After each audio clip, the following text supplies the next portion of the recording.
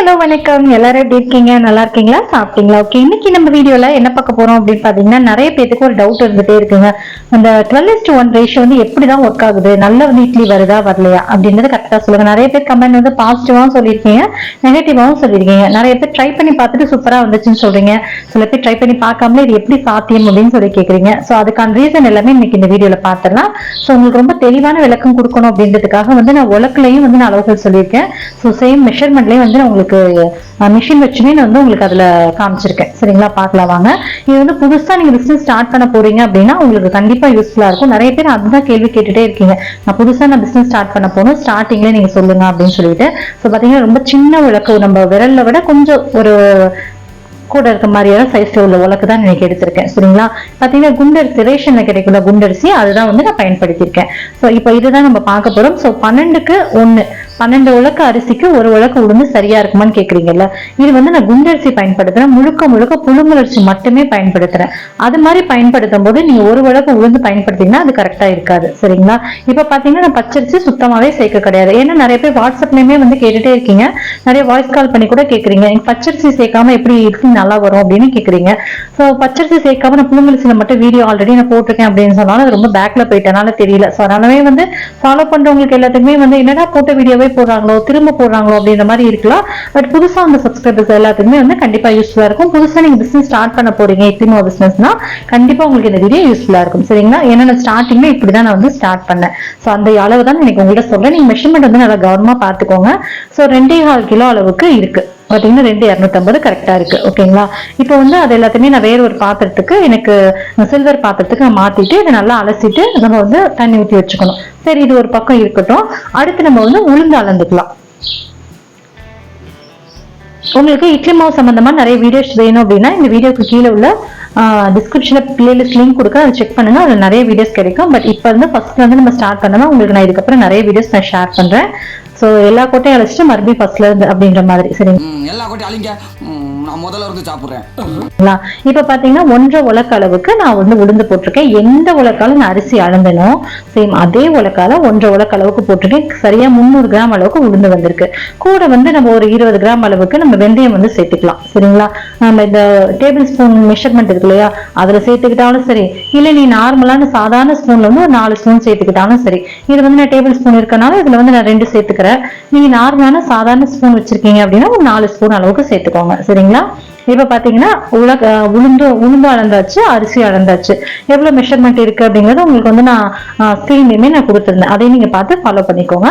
நான் உலக்கு மூலியமா நான் அளந்து சொல்லியிருக்கேன். சரிங்களா, இப்ப பாத்தீங்கன்னா ஃபர்ஸ்ட் நல்லா கை வச்சு களைஞ்சிட்டு, இது வந்து முழுக்க முழுக்க ரேஷன்ல கொடுக்கக்கூடிய புழுங்கல் அரிசி, குண்டரிசி.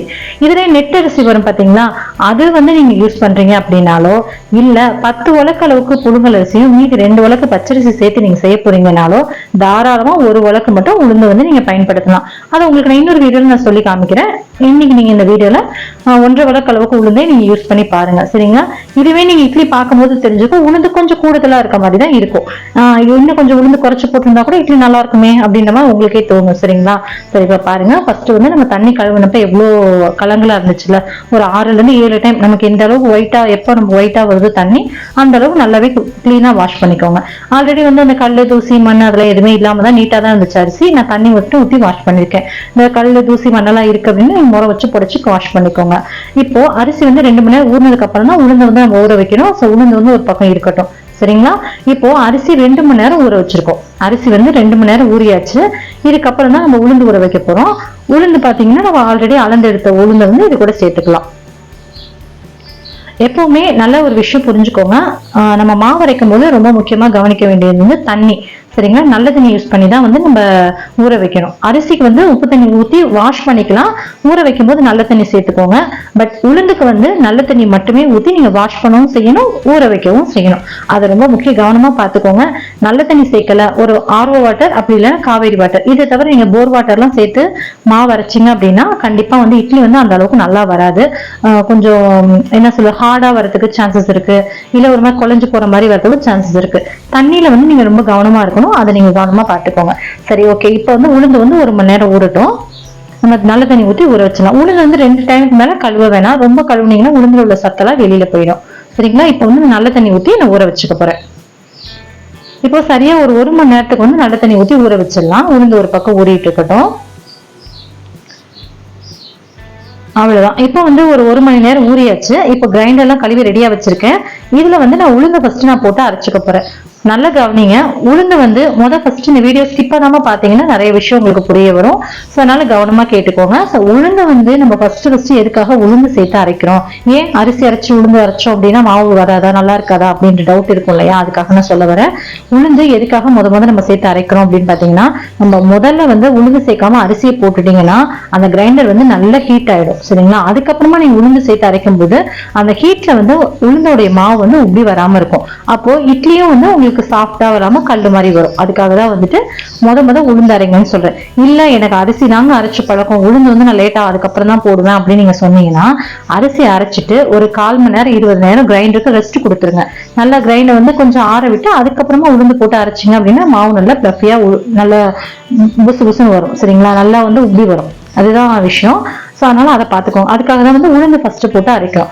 அது மட்டும் இல்லாம கிரைண்டர்ல வந்து ஃபர்ஸ்ட் உளுந்து அரைச்சு அடுத்து அரிசி அரைக்கும் போது கிரைண்டர் கழுவுறதுக்குமே ரொம்ப ஈஸியா இருக்கும். உளுந்த மாவு நீங்க அரைச்சிட்டு கழுவும் போது கிரைண்டர்ல ரொம்ப பிசு பிசுன்னு ஒட்டி இருக்கும், கழுவுறதுக்கே ரொம்ப சிரமமாவும் இருக்கும். அதே மாதிரி சரி வரவும் நம்ம நீட்டா கழுவியே இருக்க மாட்டோம். அதுவும் ஒரு காரணம். இந்த 2 விஷயம் தான் வந்துட்டு உளுந்து வந்து ஃபர்ஸ்ட் நம்ம போட்டு அரைக்கிறதுக்கான காரணம். நெக்ஸ்ட் வந்து நிறைய பேர் வந்து உளுந்துல வந்து ஐஸ் கட்டி, அதுக்கப்புறம் கூலிங் வாட்டர் இதெல்லாம் எதுக்காக ஊத்தி அரைக்கிறோம் அப்படின்ற டவுட் இருக்கும். அதேதான் இது வந்து நீங்க டேபிள் டாப் கிரைண்டர்ல போட்டு அரைக்கிறீங்க அப்படின்னா சூடாயிரும்ல, அதை ஹீட்டை குறைக்கிறதுக்காக ஐஸ் கட்டி கூலிங் வாட்டர் எல்லாம் சேர்க்கிறோம். உளுந்து வந்து இந்த அளவுக்கு நல்லா புசு புசுன்னு வந்ததுக்கு அப்புறம் நல்லா இப்படி கையில எடுத்து அமுத்தணும்னா பண்ணு மாதிரி இருக்கணும். இந்த அளவுக்கு வந்ததுக்கு அப்புறம் தான் உளுந்து வந்து வேற பாத்திரத்துக்கு மாத்தணும்.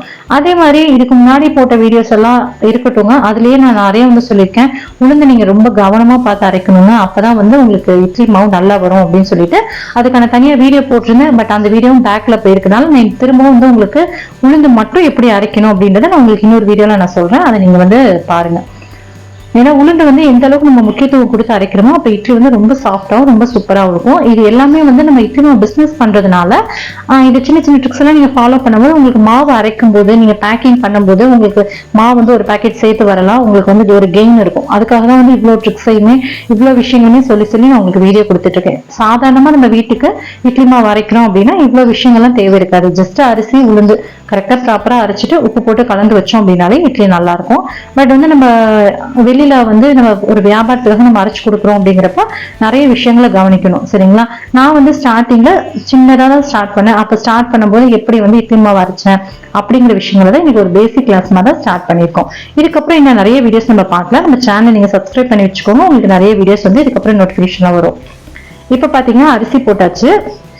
அரிசி போட்டதுக்கு அப்புறம் பாத்தீங்கன்னா அரிசியும் அதே மாதிரிதான் நல்லா வந்து நைஸா அரைச்சுக்கோங்க. ஸ்டார்டிங்ல எல்லாம் நான் வந்து மாவு அரைக்கும் போது கொஞ்சம் குறக்குறப்பா இருக்க மாதிரி, ரவையை விட இன்னும் சின்ன பதமா அரைச்சுக்கோங்க அப்படின்னு நான் சொல்லியிருக்கேன் ஒரு சில வீடியோக்கள்ல. ஆனா வந்து அந்த மாதிரி போடும் போதை விட இன்னும் நல்ல நைஸா அரைச்சிட்டு நம்ம இட்லி ஊற்றும் போது இட்லி நல்லா ஒயிட்டா வருது, இட்லி சாஃப்டாவும் இருக்கு. அதை நான் வந்து என்னோட எக்ஸ்பீரியன்ஸ்ல உணர்ந்த விஷயம்ன்றனால இப்ப வீடியோஸ்ல எல்லாத்துலயுமே நான் என்ன சொல்றேன்னா அரிசி வந்து ரொம்ப சாஃப்டா ரொம்ப நைஸா அரைச்சுக்கோங்க அப்படின்னு நான் சொல்றேன். சரிங்களா?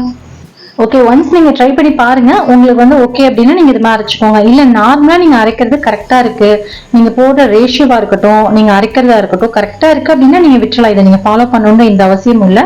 ஜஸ்ட் வந்து என்னோட எக்ஸ்பீரியன்ஸ், நான் வந்து ஸ்டார்ட் பண்ணப்ப இப்படி எல்லாம் ஸ்டார்ட் பண்ணின்றதை நான் ஃபாலோ பண்ணியிருக்கிறத வந்து உங்களோட நான் வந்து இன்னைக்கு நான் ஷேர் பண்ணியிருக்கேன். ஸோ அரிசி மாவை நல்லா நைஸா அரைச்சாச்சு, அதையும் நான் வந்து வேற பாத்திரத்துக்கு மாத்திருக்கேன். ஸோ அரிசி பாத்தீங்கன்னா நான் வந்து இந்த கிரைண்டர்ல 2 பேட்சா நான் சேர்த்திருக்கேன்.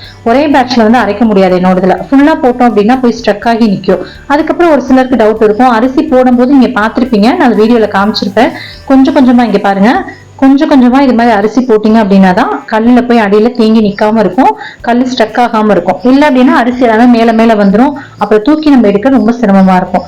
அது மட்டும் இல்லாம புது கிரைண்டர் நீங்க இப்ப வாங்கிருக்கீங்க அப்படின்னாலும் அப்படிதான், அரிசி வந்து உங்களுக்கு அவ்வளவு சீக்கிரம் அடியில போய் அரைக்க ஸ்டார்ட் ஆகாது. நீங்க தள்ளி விட்டுட்டே இருக்க மாதிரி இருக்கும், கொஞ்சம் கொஞ்சமா போடுற மாதிரி இருக்கும், தூக்கி தூக்கி எடுத்து வெளியில எடுக்கிற மாதிரி இருக்கும். ஸோ அதெல்லாம் பாத்துக்கோங்க. ஓகே, இப்ப வந்து அரிசி உளுந்து ரெண்டையுமே அரைச்சு எடுத்துட்டு வந்தாச்சு. இப்ப நீங்க பாத்திருப்பீங்க இந்த அரிசியில வந்து நான் இவர் எதுவுமே நான் சேர்க்கலங்க. வெந்தயம், அரிசி, உளுந்து இந்த மாவுல இதுதான் சேர்த்திருக்கோம். வேற கொட்டை முத்து சேர்க்கல, அதுக்கப்புறம் சோடா மாவு எதுவுமே நம்ம சேர்க்க போறது. நார்மலான இந்த மாவை மட்டும் கரைச்சு நம்ம இட்லி ஊற்றினாலே ரொம்ப சாஃப்டாவும் ரொம்ப சூப்பரா வரும். நான் நிறைய வீடியோஸ்ல சொல்லியிருப்பேன். அது காரணம் என்னன்னு பாத்தீங்கன்னா ஒரு சிலர் வந்து எனக்கு இட்லி சாஃப்டா வரல, இப்படி வருது அப்படி வருதுன்னு சொல்றேன். இதையும் பயன்படுத்தி நம்ம இட்லி ஊத்தலாம் அப்படின்றதான் சொல்லியிருப்பேன் தவிர இதெல்லாம் பயன்படுத்தினாதான் இட்லி நல்லா வரும் எந்த வீடியோலுமே சொல்ல கிடையாது. ஸோ ஜஸ்ட் வந்து உங்களுக்கு ஒரு வேளை உங்களுக்கு இது மாதிரி நீங்க செஞ்சு உங்க தண்ணியாலேயோ இல்லை நீங்க அரைச்சது சரியில்லைனாலையோ இட்லி சரியா வரல அப்படின்னா நீங்க வந்து கொட்டமுத்து பயன்படுத்துறது, அவல் பயன்படுத்துறது, இல்லை சாதம் பயன்படுத்துறது, இதெல்லாம் வந்து உங்களுடைய விருப்பம். சரிங்களா? நார்மலா இந்த ரேஷியோல எனக்கு கரெக்டா இருக்கு. ஒருவேளை இது கூடுதலா போட்டா உங்களுக்கு கரெக்டா இருக்குனாலும் நீங்க சேர்த்துக்கலாம், இல்ல கம்மியா போட்டாதான் எனக்கு கரெக்டா இருக்குனாலும் சேர்த்துக்கலாம். ஸோ நான் இன்னைக்கு எனக்கு கரெக்டா இருக்க விஷயங்களை நான் ஷேர் பண்ணிட்டேன். ஸோ மாவு வந்து கரைக்கும் போது நல்லா உள்ள வந்து போயிட்டு கை விட்டு கரைச்சிக்கோங்க. கையை வந்து அதுக்கு மேலே நல்லா வாஷ் பண்ணியாச்சு. நீங்களும் நல்லா வாஷ் பண்ணிட்டு கையை வச்சு நல்லா கரைச்சிக்கோங்க. கையில மாவு கரைச்சோம் அப்படின்னா தான் நல்லா வந்து மாவு ஃபர்மெண்ட் ஆகி வரும். அதுக்கப்புறம் பார்த்தீங்கன்னா நல்லா சாஃப்டா இட்லி நல்லா இருக்கும். ஸோ கரண்டி வச்சு மிக்ஸ் ஆகுறப்ப ஒரு பக்கம் மிக்ஸ் ஆகி ஒரு பக்கம் மிக்ஸ் ஆகாம இருக்கும். இப்ப பாத்தீங்கன்னா கரைச்சதுக்கு அப்புறம் மாவு எந்த அளவுக்கு சாஃப்டா இருக்கு அப்படின்றத நீங்க பாக்குறீங்க. ஸோ இந்த மாவு வந்துட்டு வீட்டுக்கு எவ்வளவு தேவையோ அது மட்டும் கொஞ்சமா எடுத்து வச்சுட்டு மீதி அப்படியே வந்து பேக்கிங் போட்டுடலாம். சரிங்களா? ஸோ பாத்தீங்கன்னா நான் வீட்டுக்கு தேவையான அளவுக்கு எடுத்துட்டு மீதி வந்து பேக் பண்றதுக்கு அப்படியே ஓரமா எடுத்து வச்சிட போறேன்.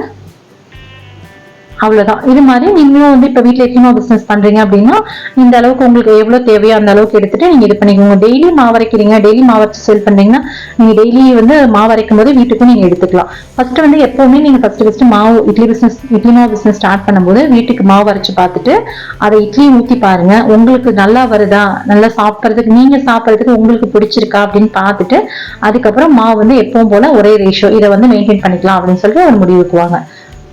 அவ்வளவுதான். இப்ப வந்து நம்ம இதை வந்து இட்லி பாத்திரத்துல ஊத்தி எடுத்துடலாம். நான் எப்பவுமே வந்து இட்லி பாத்திரத்துல தட்டுல வந்து இந்த துணி போட்டுதான் நான் ஊத்துவேன். ரேஷன் வேஸ்ட் இருக்கு இல்லையா, காட்டன் வேஸ்ட் கொடுப்பாங்கல்ல, அதை வந்து கட் பண்ணி போட்டுதான் நான் வந்து இட்லி ஊத்துறேன்.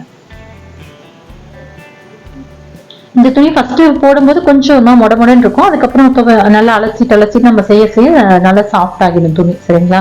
இந்த துணி தான் வந்து ரொம்ப வருஷமாவே நான் இது மாதிரி தான் நான் பயன்படுத்திட்டு இருக்கேன். இப்போ தண்ணி நல்லா கொதிச்சதுக்கு அப்புறமா அடித்தட்டு இட்லியை வச்சிடலாம். வச்சுட்டு 2 இட்லிக்கு நடுவுல இன்னொரு இட்லி வர மாதிரி மேல் தட்டு இட்லியை வச்சிடலாம். ஸோ இப்படி வைக்கும் போது அதிகமா அடியில உள்ள தட்டுல உள்ள அடியில உள்ள இட்லியில வந்து தண்ணி வேர்த்து வடியாம இருக்கும். ஸோ அதே மாதிரி பாருங்க, இட்லி வந்து தண்ணி நல்லா கொதிச்சதுக்கு அப்புறம் தான் வச்சிருக்கோம். 5 நிமிஷத்துக்கு மேல இட்லி வேக வேண்டிய அவசியமே இல்லை. நீங்க ஒருவேளை ஃப்ரிட்ஜ்ல வச்ச மாவா இருந்துச்சு அப்படின்னா இன்னும் 2-3 நிமிஷம் சேர்த்து ஆகும். நீங்க மாவு அரைச்ச உடனே இட்லி ஊத்த போறீங்க, ஃப்ரெஷ்ஷான மாவுல இட்லி ஊத்தும் போது 5 நிமிஷத்துக்கு மேல டைம் எடுத்துக்காது. ஸோ பார்த்தீங்கன்னா சரியா 5 நிமிஷத்துல வந்து இட்லி நல்லா வெந்துருச்சு. இப்போ இட்லி வந்து வேற தட்டுக்கு மாத்திட்டோம். நான் கொஞ்சம் கூட தண்ணி தெளிக்காமலே எடுக்கிறேன். ஆனா இட்லி துணியில கொஞ்சம் கூட ஒட்டாம வந்திருக்கு. தண்ணி தெளிச்சு எடுத்தாலும் சுத்தமா ஒட்டாம வரும். ஒரு சிலருக்கு ரொம்ப ஒட்டுது அப்படின்னு நல்லா தண்ணி தெளிச்சு எடுத்துக்கோங்க. இப்ப எனக்கு கொஞ்சம் அதை திருப்பி போடும்போது தண்ணி தேவையில்லைன்ற மாதிரி இருந்தனால எடுத்துட்டேன். பாருங்க, இட்லி நல்லா சாஃப்டாவும் ரொம்ப சாஃப்டாவும் இருக்கு. உளுந்து இன்னும் கொஞ்சம் கூட குறைச்சு போட்டிருந்தா கூட இட்லி நல்லா இருந்திருக்கும். சரிங்களா? அந்த அளவுக்கு இட்லி பானை அதே மாதிரி நம்ம வந்து குழியா இருக்கு அப்படின்னா இட்லி நல்லா புசுன்னு வரும். கொஞ்சம் மேடா இருக்கு அப்படின்னா இட்லி கொஞ்சம் சன்னமா வரும். அது மாதிரியும் விஷயங்கள் இருக்கு. ஸோ இதெல்லாம் பாத்துக்கோங்க. நம்மளோட இட்லி வந்து ரொம்ப சூப்பர் சாஃப்டா ரெடி ஆயிடுச்சு. கண்டிப்பா நீங்களும் இதே மாதிரி ட்ரை பண்ணி பாருங்க. இட்லி சூடா இருக்கும் போது மட்டும் இல்ல, நல்லா ஆறுனதுக்கு அப்புறம் கூட ரொம்ப சூப்பர் சாஃப்டாவே இருக்கும். பாருங்க எந்த அளவுக்கு நல்லா சாஃப்டா இருக்குன்னு சொல்லிட்டு.